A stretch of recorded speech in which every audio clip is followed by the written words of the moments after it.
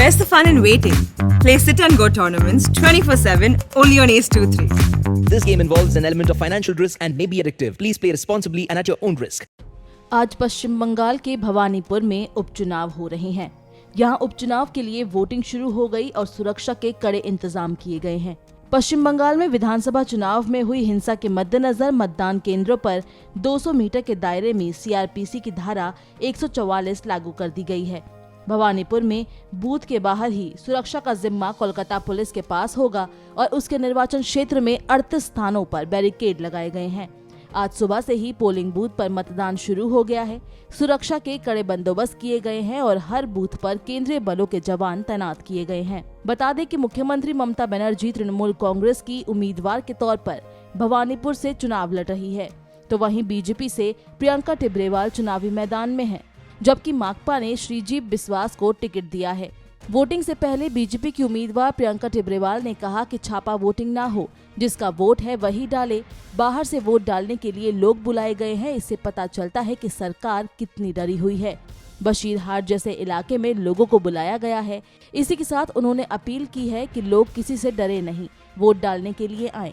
देखिए, होपफुली अच्छे से सारे एजेंट्स बैठ सके, फेयर एंड क्लीन इलेक्शंस हो, और बस यही चाहूंगी कि लोगों को वोट देने दिया जाए, अच्छे से छप्पा वोटिंग ना हो, जिसका वोट है वही दे। भवानीपुर में बीजेपी प्रत्याशी प्रियंका टिब्रेवाल की ओर से टीएमसी पर गंभीर आरोप लगाए गए हैं। प्रियंका टिब्रेवाल का कहना है कि टीएमसी विधायक मदन मित्रा ने जबरदस्ती वोटिंग मशीन को बंद किया है। बूथ कैप्चरिंग की कोशिश की जा रही है, क्योंकि अगर लोगों ने वोट डाले तो उनकी मर्जी का नतीजा नहीं मिलेगा। ये मदन मित्रा का पर्पसली इस बूथ को कैप्चर करने के लिए मशीन बंद करा रखा है।